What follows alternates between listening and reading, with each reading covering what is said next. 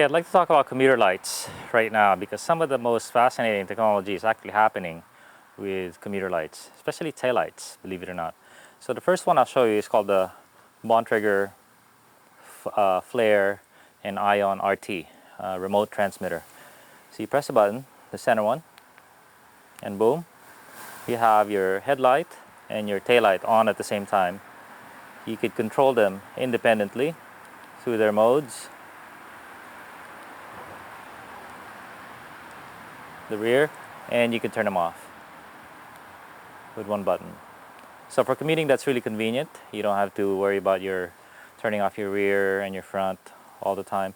Also, you have the possibility of signal lights, turn signal lights, left and right, and or you can have a helmet light controlled by another one of these buttons. So your helmet, your bar, and your tail light could be controlled by one press. That's pretty cool. Next thing I'll show you is something really fascinating. And the laser, what it does is it shows an image of a bike.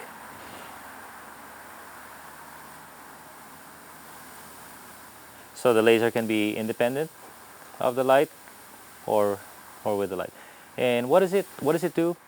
It basically projects a bike in front of you 10 yards, 20 yards, right on the road. A laser.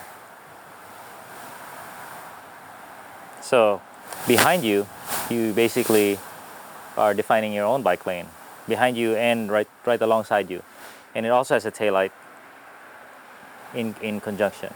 So the taillight is traditional to be seen light, but giving some kind of designation of your space, your personal space, is the objective of this Niterider Sentinel.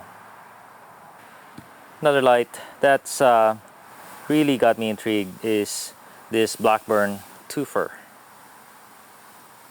Not that expensive, 25 bucks each, 45 if you buy a pair. And it's so light, it's about 20 grams, but it's very bright. And what's unique about it is not only does it have a white light for your to be seen or to see on your front, but it also has a red light. So both flash. So what you could do with it is you're caught up on the trail and it's pretty dark in the woods, you can't see. You put two of these in front, boom, and then you gotta ride home, you exit the trail, you go, okay, now I gotta get home, put this in the back, and now you have a front and rear, okay? Or you're in the city, you need maximum visibility, boom. So they weigh nothing, you can almost leave this in your bike all the time. Another fascinating light in the spirit of the twofer is this Knog Blinder Mob, and I love these panel LEDs because they give you maximum to be seen ability, and they don't just do a spot, but they throw a wide spectrum. So let me show you. Knog is an Australian company that's strictly devoted to bright lights, but also form. They like you to look cool with your lights. Very polished designs. So there's the front and rear. Front and rear. They got flash modes for sure, but some of the flash modes are fairly fascinating because they have a panel. They're able to move it around like this one. Look at that.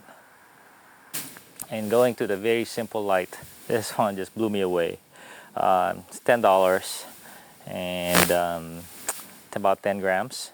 And what it is a manually activated brake light for road bikes and cross bikes. So this is hooked into your cable on the rear, and whenever you press your brake, boom, brake light. They said it'll last thousands of times, last you forever on this one little battery, little watch battery. Another light that's fairly cool is this one by Niterider Not that expensive, but it's a great strip light. Strip lights are great, as I said, for maximum visibility, and they even put some LEDs on the side for great side visibility. So you can actually say this has 200, almost 360 degrees of visibility, 270 degrees, what they call it. Without further ado, I'll show you what it can do. So you can turn on the light, like this. So there's this normal mode, flash. Normal mode's fascinating. Mode, if anyone moves your bike, you're gonna get paged. Pretty cool. Then you could run out and chase the guy.